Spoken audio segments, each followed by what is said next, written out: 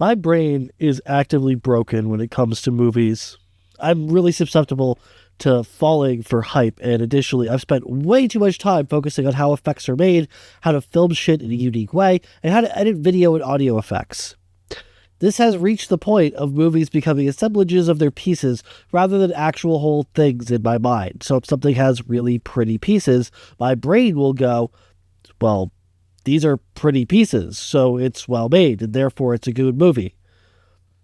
And no. Civil War is a well-made, bad movie.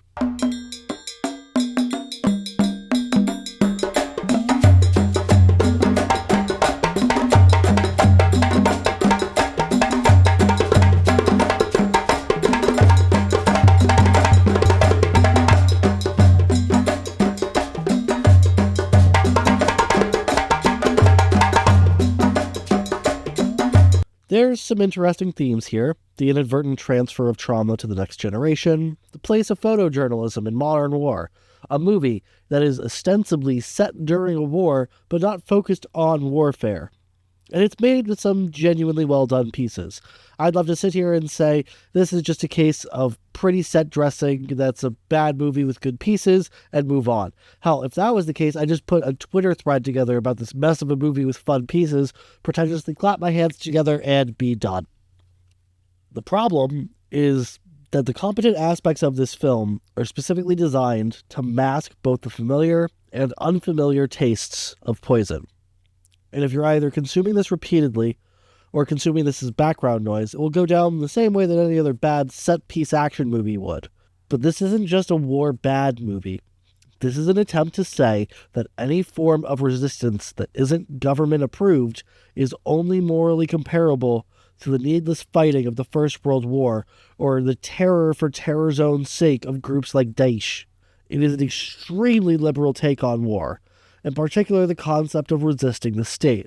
Please note that we're saying liberal with the same tone normally reserved for brain cancer, because liberalism, not the idea of progress, the idea of liberalism as an ideology that believes in a large-scale government who offers security for an elite class and enforces a society where legitimacy of violence only exists when used in defense of that ruling class, leads to horrifying outcomes. When I first saw this movie, I saw it through the lens of a video nerd with production experience, and all I could focus on was the pretty bits. And don't get me wrong, there are definitely a number of pretty bits, and in terms of shot composition and framing, color theory, set dressing, and visual interest, there's a lot to like about this movie. But sadly, appreciating all of that can make it so you miss the forest fire for the trees. Because this movie isn't just bad, it veers into supporting fascism, which is, worse. And we're going to talk about why. Why it's promoting fascism, not why that's worse. If you need to know why promoting fascism is bad, fuck, dude, you have bigger issues.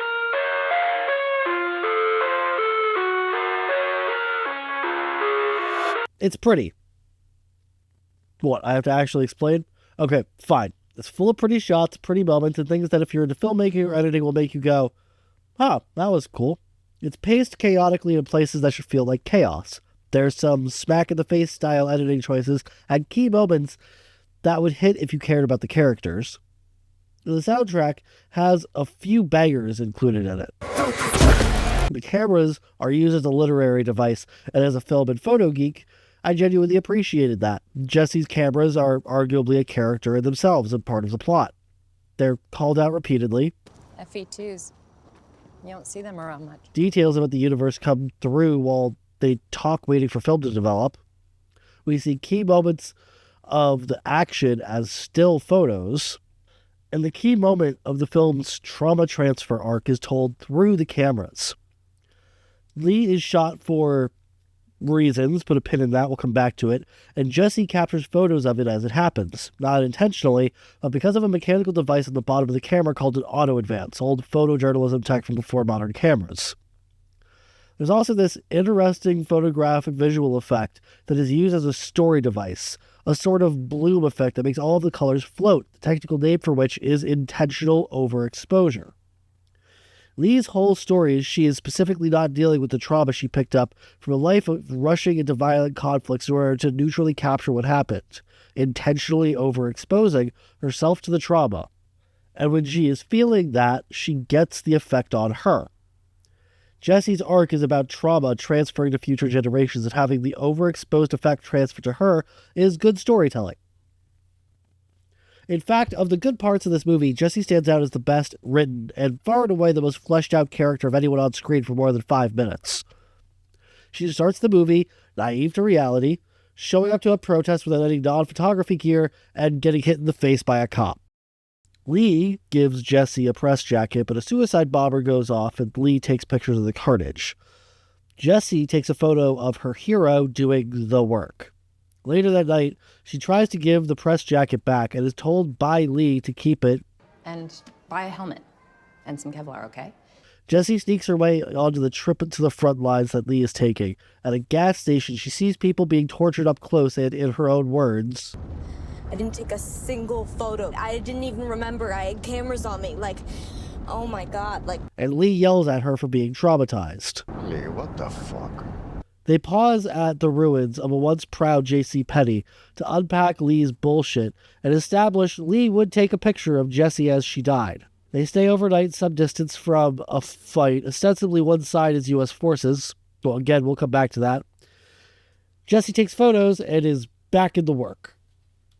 There is a genuinely insane series of events that, again, we'll come back to. You might be noticing a pattern there, where she's almost killed in a mass grave by racists.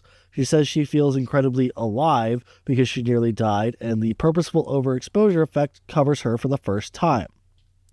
During the final scenes, Lee is constantly shot with a heavy version of the overexposure effect as she suffers panic attacks during an assault on the White House, while Jessie is shown as Joel's new partner during the action. Jessie repeatedly risks her life for photos. Lee sacrifices herself during one, and Jessie is shown with a really hard intentional overexposure. The trauma has been transferred. Soldiers kill the president as Jessie takes pictures, and we cut to credits that appear over developing photo. Which, again, neat. This is the one part of the story that sort of works. She at least has an arc, and arguably, that arc speaks to the point of the film. She swallows the trauma of her hero. She takes on the intentional overexposure, both with the literal effect and the metaphorical concept of war journalism overexposing her to trauma. There is at least some decent symmetry to the story there. Jessie takes a photo of her hero dying after specifically calling out Lee would do the opposite. Her naivete is shown with the lack of a press jacket at the beginning and her press Kevlar... Wait, isn't Kristen Stewart fucking wearing body armor? How is she dead?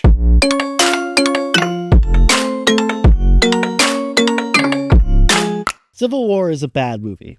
Like, really bad. Kirsten Stewart's performance is polarizing, and that is me being as nice as humanly possible. On the one hand, I can see what she's trying to do here, as the central trait of her character is that she's jaded and beaten down. But there's no range to this performance. It starts with one note and ends with one emotion for 90 minutes of runtime. Many secondary aspects of her character flat out make no sense. Her mentor dies in the back seat, bleeding out while she stares at fire? Why the fuck are you not back there helping him? If her core trait is that she has seen too much and has too much experience, then we can reasonably assume that she knows what you need to do in such a situation. Hell, not like 6 scenes ago, you saw someone patch up a bullet wound. You thought the photo was really cool and interesting, remember? Why are you not helping? The movie ends when she pushes someone out of the way of a bullet, only to catch them herself, instead of tackling them out of the way like a normal human being would. You can see her in the moment, hard stabilizing, because the movement is so fucking awkward, her body is barely able to adjust for it. It physically doesn't make sense, nor does a lot of the fighting in this movie. This is not how cover fighting works. This is a high recoil gun. That's a helicopter that is essentially levitating. That's a building inches away. These things do not add well together. The White House, why the fuck are the Secret Service using MP5s and soft vests? They are protecting the president from a full military assault with the same guns and discreet setups they'd use to protect the president at a fucking Burger King. And that brings up the point of, how does Lee die? Lee has armor. She's shot, not in the head, we would see that. Presumably she's shot in the torso, which has armor, by a group using pistol caliber carbines. Again, this just does not make sense. Lee should have survived this for the reason she told Jesse. This would be less offensive if it wasn't a point they bring up purposefully. Like, there is supposed to be a heavy plot point around the press jacket and wearing Kevlar. Lee's entire timeline doesn't even make sense. I'm not going to make a huge deal out of this, but if she's supposed to be a journalist with a long and storied career, her entire career starting with a photo of the Antifa massacre when she was in college, timeline-wise, that makes no fucking sense.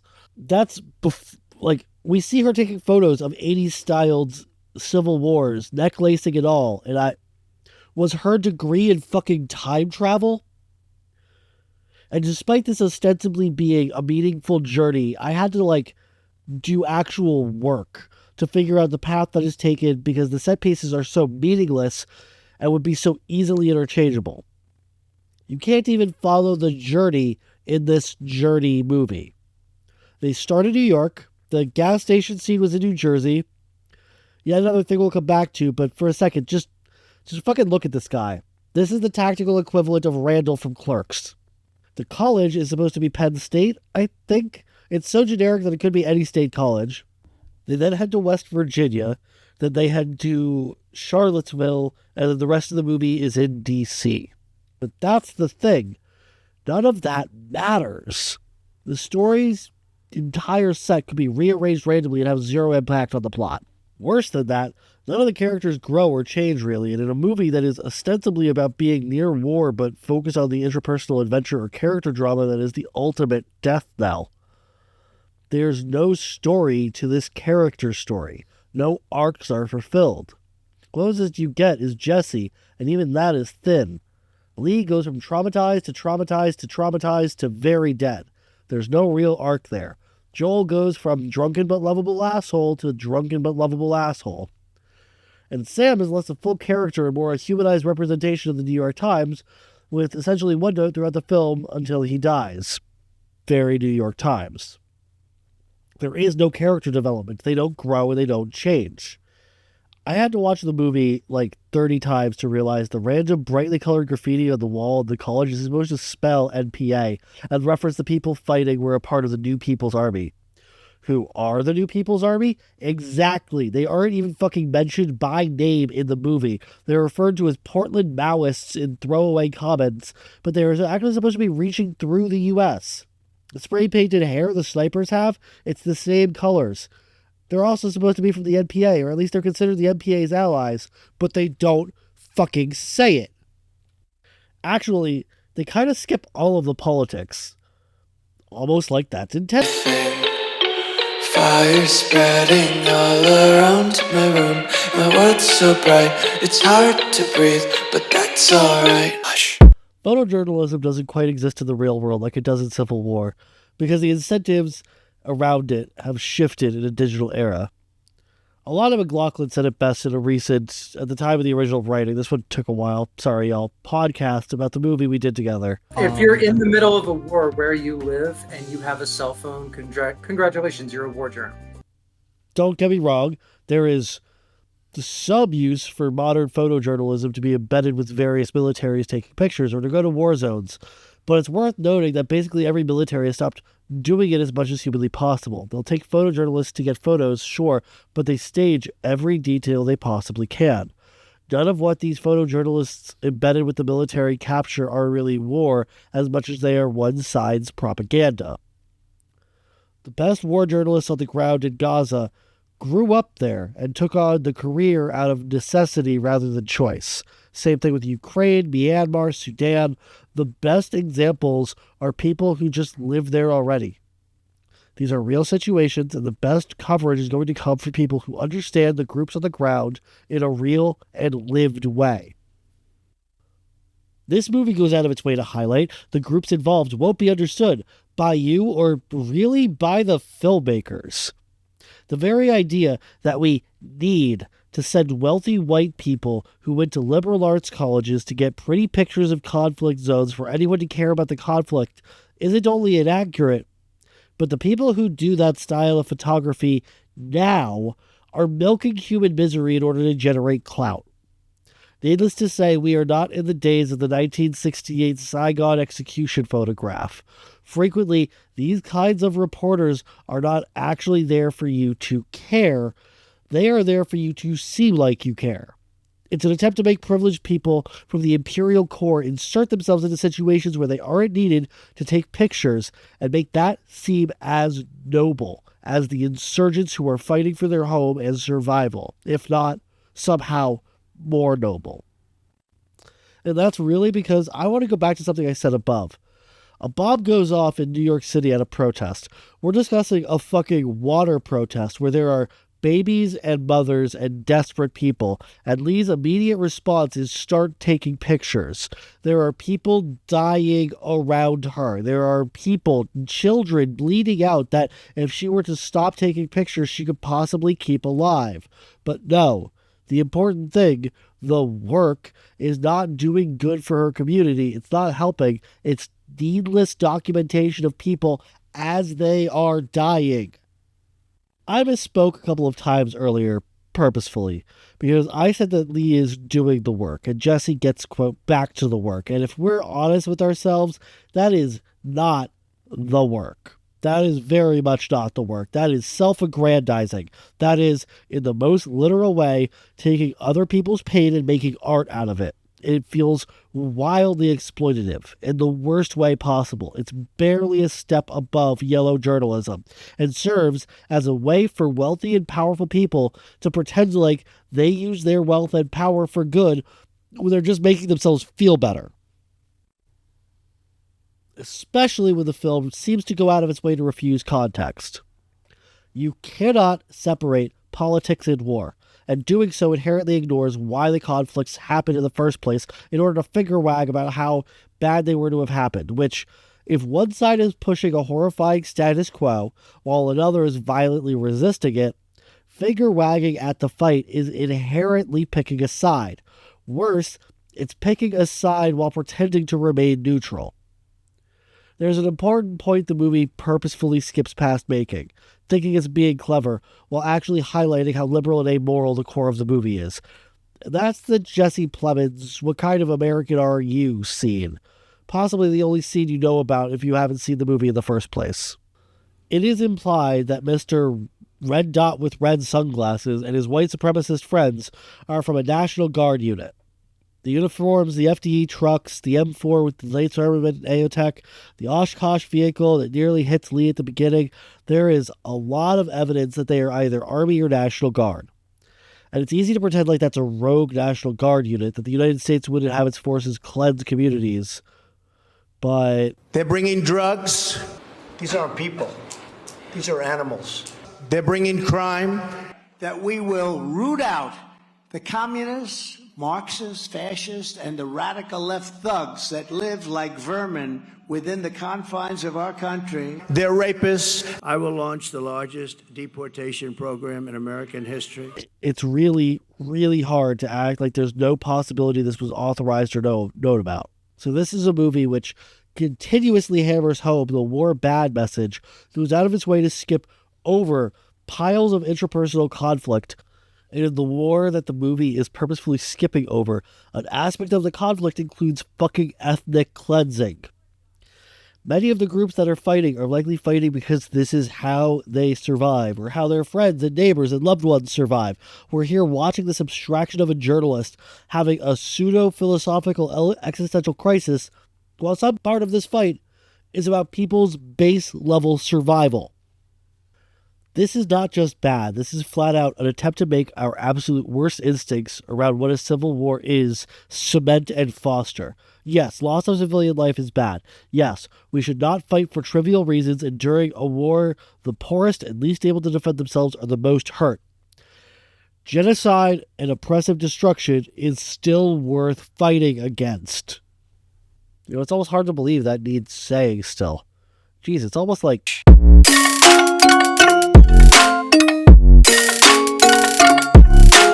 Liberalism is a cognitohazard.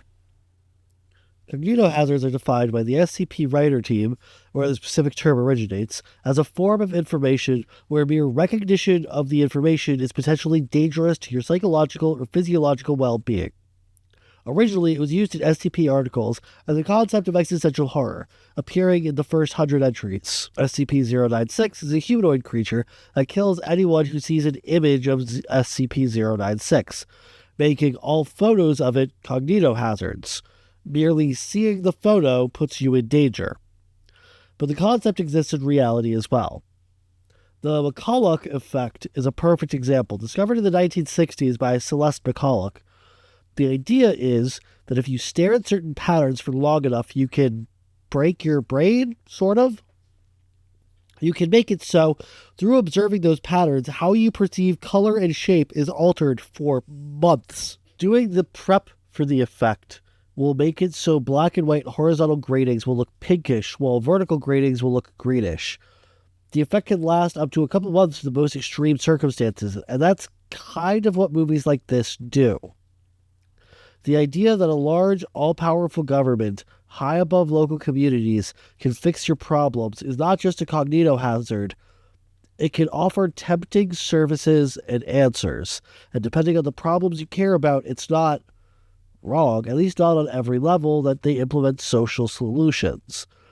But like anyone who has been in an abusive relationship can speak to, when you have base level dependencies on someone, it can skew your ability to really consent to things. Liberalism is a community last, ruling class first approach to problems. We don't need to reduce the amount of police in our neighborhoods. We need to give them more training, more tools, bigger budgets. We need more.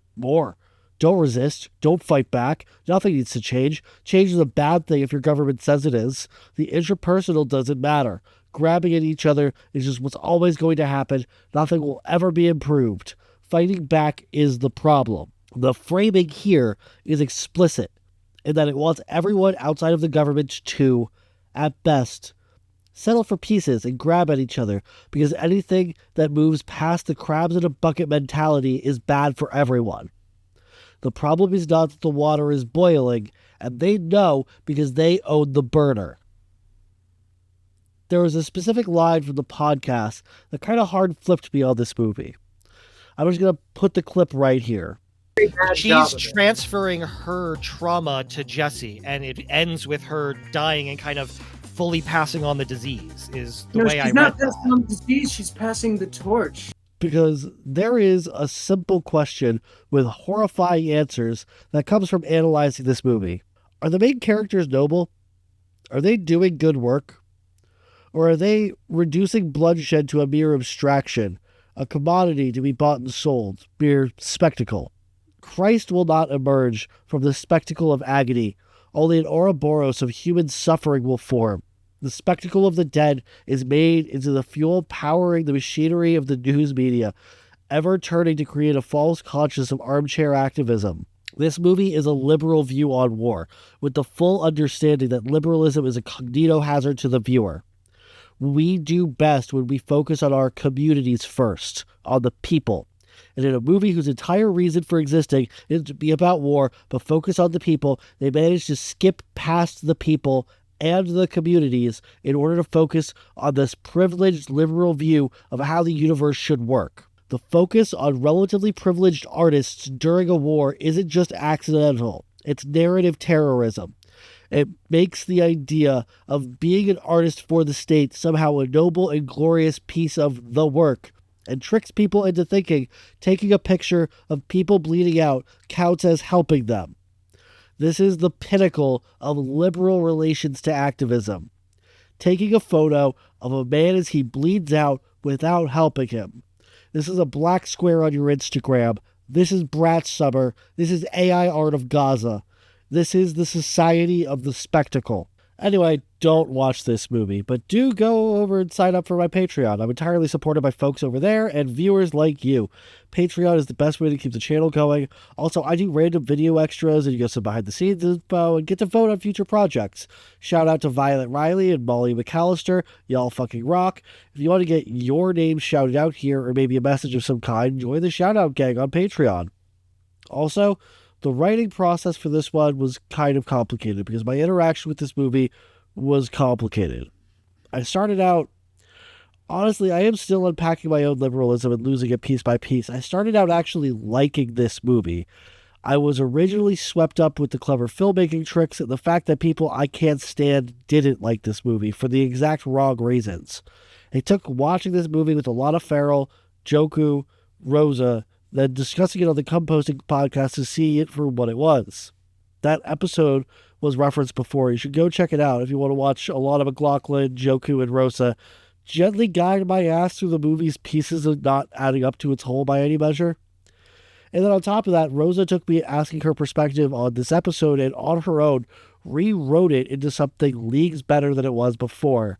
That entire ending that went ridiculously hard was Rosa, and let's be fair, it is far harder than most of the shit that's been on this channel. I cannot thank her enough. Alana and Joku as well. But that's going to be it for me.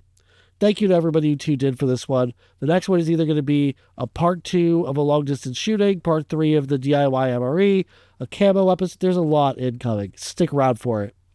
Stay dangerous, y'all. Keep each other safe. And remember, moral doesn't mean legal, and Stonewall was a goddamn riot. Peace.